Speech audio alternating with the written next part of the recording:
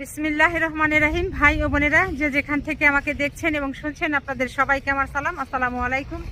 আশা করি আপনারা ভালো আছেন, আমিও ভালো আছি। UK property gossip by Tasmina YouTube চ্যানেলের পক্ষ থেকে জানাই শুভেচ্ছা। এখন লন্ডন সময় বলতে পারেন ভর দুপুর, সেই রকম আবহাওয়া, চমৎকার রোদ, 30 ডিগ্রি সেলসিয়াস তাপমাত্রা। তো টেমস নদীর পাড়ে দাঁড়িয়ে আছি। আমার পেছনেই নদী, নদীতে এখন অবশ্য জোয়ার চলে, ভরা নদী, বিশাল বিশাল ঢেউ। আর নদীর পাড়ে দাঁড়িয়ে ভাবলাম যে বাংলাদেশের নদী নিয়ে কিছু কথা বলি। তারপর বাংলাদেশের নৌ পরিবহন মন্ত্রণালয় গত 15-16 বছর বাংলাদেশে কি কাজ করলো, এই মন্ত্রণালয়ের অধীনে যে অধিদপ্তর আছে, অন্যান্য যেগুলো অফিস আছে, তাদের কি ভূমিকা ছিল। কারণ আমরা জানি যে বাংলাদেশে নৌ পরিবহন মন্ত্রণালয়ের অবদান অনেক বেশি বাংলাদেশের অর্থনৈতিক উন্নতির জন্য। তো সেক্ষেত্রে এই যে শেখ হাসিনার একজন মন্ত্রী, সাবেক নৌ পরিবহন মন্ত্রণালয়ের দায়িত্বে যিনি ছিলেন, তার নাম কি আপনারা সবাই জানেন। এই যে মাদারীপুরের বর্তমানে জেলে আছেন, শাহজাহান খান। তিনি কি করেছেন, তিনি কি অবদান রেখেছেন? তিনি অবশ্য বাংলাদেশের জন্য অবদান রাখেননি।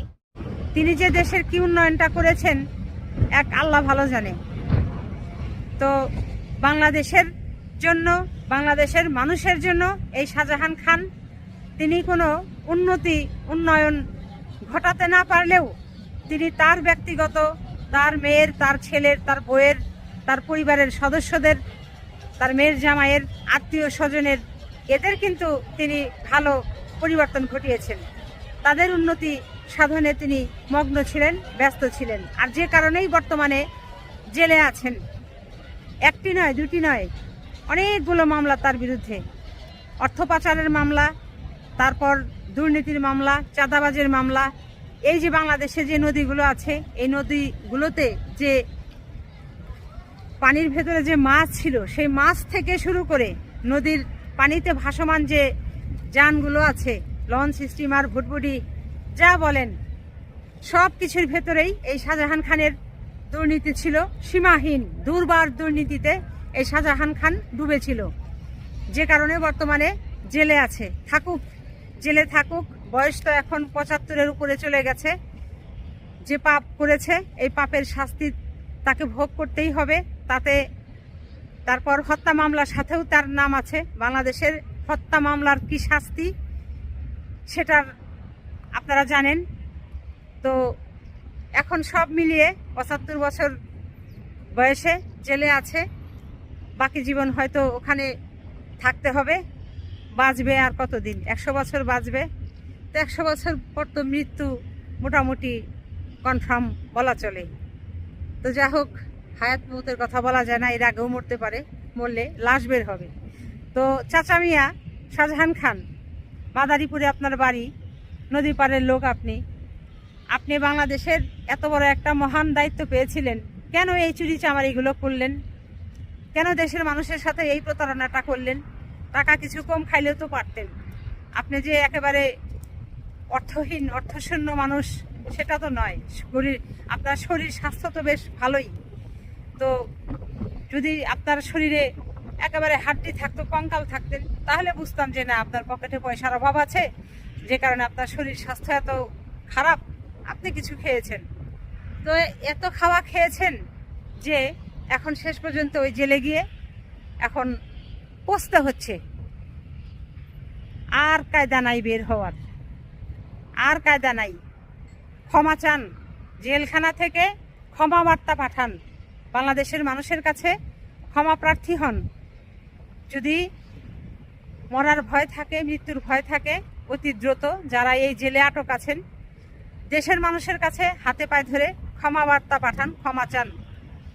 আর যেগুলো খেয়েছেন, যে অর্থগুলো যেখানে আছে, আত্মীয় স্বজনকে বলেন, মেয়েকে বলেন, মেয়ের জামাইকে বলেন, বউকে বলেন যে সরকারের রাষ্ট্রীয় কোষাগারে সেগুলো জমা দিতে। বাংলাদেশের কি উন্নয়ন করেছেন শাহজাহান খান? এত সুন্দর সুন্দর বাংলাদেশে পদ্মা, মেঘনা, যমুনা, ব্রহ্মপুত্র, নদী, নদ, সাগর, এসমে ভাসমান যে জলযানগুলো আছে সবগুলোর ভেতরে শুধু চাঁদাবাজি করেছেন, টেন্ডারবাজি করেছেন, একটা উন্নয়নও করেননি। এই কতবার যে বিদেশে গিয়েছেন দেশের টাকায়, রাষ্ট্রের টাকায়, তার ইয়াত্তা নেই। গিয়েছেন, মৌজ করে খেয়েছেন, 5 স্টার হোটেলে থেকেছেন, শপিং করেছেন আর চলে গেছেন। কিন্তু এদেশে এই উন্নত দেশগুলো যে কত কিছু এখানে দেখার আছে, জানার আছে, শেখার আছে, এগুলো গিয়ে বাংলাদেশে গিয়ে এগুলো বাংলাদেশের জনগণের জন্য যদি ইয়া করতেন, ব্যবস্থা গ্রহণ করতেন, তাহলে বুঝতাম যে না, আপনাদের ভেতরে আসলে মনুষ্যত্ববোধ আছে। কেউ কিছু করেননি, মৌজ ফুর্তি করে চলে গিয়েছেন। ওদিকে বিল উঠেছে বাংলাদেশ সরকারের। বাংলাদেশের সরকারের টাকা মানেই তো বাংলাদেশের মানুষের টাকা, বাংলাদেশের জনগণের টাকা, সেগুলো এখন ফেরত দেন। এই যে যুক্তরাজ্যেও তো কতবার আপনি এসেছেন, এসে এরকম দেখেননি যে টেমস নদীর পাড়ে কিভাবে এভাবে এই যে বাঁধ দিয়েছে, কোনো ভাঙন নেই, মানুষের কোনো দুশ্চিন্তা নেই। প্রতি বছর বাংলাদেশে নদী ভাঙনের কারণে লক্ষ লক্ষ পরিবার গৃহহীন হচ্ছে, ঘর ছাড়া হচ্ছে, বাড়ি ছাড়া হচ্ছে, গ্রাম ছাড়া হচ্ছে, অস্তিত্বহীন হয়ে যাচ্ছে তারা। সবকিছু তাদের সম্বল নদী গর্ভে বিলীন হয়ে যাচ্ছে। এগুলো প্রতিরোধের আপনার তো ক্ষমতা ছিল, এগুলো আপনারা রোধ করেননি কেন? ভাই বোনেরা, মাঝে মাঝে কি মনে হয় জানেন? মনে হয় এই যে আওয়ামী লীগের সাবেক নৌ পরিবহন মন্ত্রী শাহজাহান খানকে ধরেছে তো কি হয়েছে? ওর 14 গোষ্ঠীর ভেতরে যারা যারা ও কামাই করে দিয়েছে দুর্নীতির টাকা আর চুপচাপ খেয়েছে, ওই সবগুলোকে ধরা দরকার। সবগুলোকে ধরেন। সবগুলো চোর, সবগুলো বাটপাট, সবগুলো ধান্দাবাজ, সবাইকে আসলে ধরা উচিত, আইনের আওতায় আনা উচিত।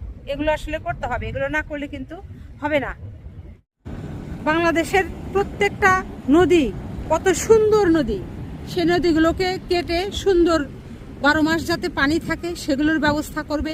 সেই নদীর ওপর দিয়ে এরকম বিভিন্ন যে জলযান যেগুলো আছে সেগুলো চলার ব্যবস্থা করবে। সেগুলো না, কিভাবে ক্ষমতায় এসে খালি খাওয়ার ধান্দা এই সমস্ত আজে বাজে লোকগুলোকে এনেছে।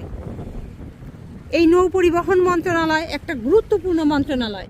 এই মন্ত্রণালয়ে তাদেরকে দায়িত্ব দিতে হবে যাদের এই নৌ পরিবহন সম্পর্কে জ্ঞান আছে, ধারণা আছে, তারপর হচ্ছে নদী সম্পর্কে, সমুদ্র সম্পর্কে ধারণা আছে, জ্ঞান আছে, এদেরকে দিতে হবে।